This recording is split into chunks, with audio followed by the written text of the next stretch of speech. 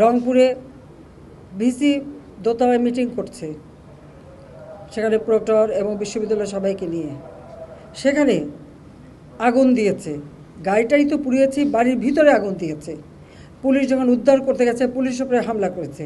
হ্যাঁ, পুলিশের গুলিতে একজন মারা গেছে। যেই মারা যাক, সে তো বাবা মার সন্তান। আমরা সেজন্য সত্যি দুঃখ প্রকাশ করি। এবং তার বাড়ি রংপুর পীরগঞ্জ, ওখানে আমরা যাতে তার কাফন দাফন সব কিছু ব্যবস্থা করে দিয়েছিলাম। ছাত্রলীগের কয়েকজন নেতাকর্মীকে কিভাবে হত্যা করেছে। চট্টগ্রামে 6 তলার উপর থেকে ছুঁড়ে ছুঁড়ে নিচে ফেলেছে।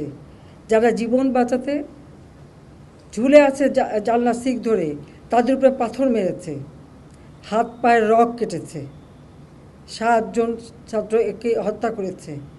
এবং এইরকম হত্যাযোগ্য আরও অনেক জায়গায়, সব বিস্তারিত বলে বোধহয় শেষ করা যাবে না।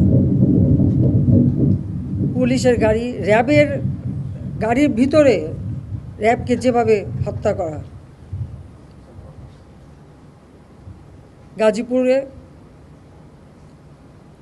আমাদের এক কর্মীকে শুধু মারেই নাই, হাসপাতালে চিকিৎসা করতে গেছে, সেখান থেকে বের করে নিয়ে এসে তাকে মেরে ঝুলিয়ে রেখে দিয়েছে পুলিশ।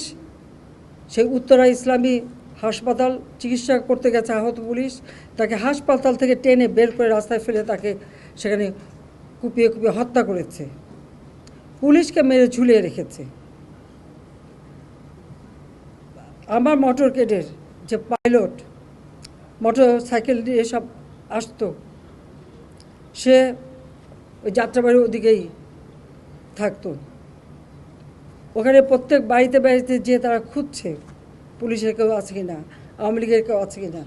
ও যখন ওখান থেকে বের হয়ে আসছিল কাজে যাবে, তাকে সেখানে মেরে ফেলে রেখে দিয়েছিল। যখন এখানে আসে না, খোঁজ করে দেখে তার লাশ পড়ে আছে। এইভাবে একদিকে হত্যাকাণ্ড, একদিকে জ্বালাও পোড়াও। 2013, 2014, 2015 এই জ্বালাও পোড়া হত্যাকাণ্ড আমরা দেখেছি। আবার শুরু করলো এই 2024 সালে,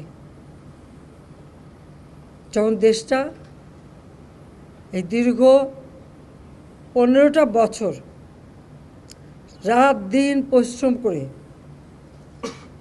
প্রতিটি প্রতিষ্ঠান তৈরি করেছি। এই প্রতিষ্ঠানগুলি কাদের জন্য? এদেশের মানুষের জন্য। তো এই প্রতিষ্ঠানগুলি তো মানুষকে সেবা দেয়, মানুষের জন্য কাজ করে, মানুষের রুজির ব্যবস্থা করে, মানুষের আয়ের পথ খুলে দিয়েছিল। সেই প্রতিষ্ঠানগুলি একে একে পুড়িয়ে ফেলা।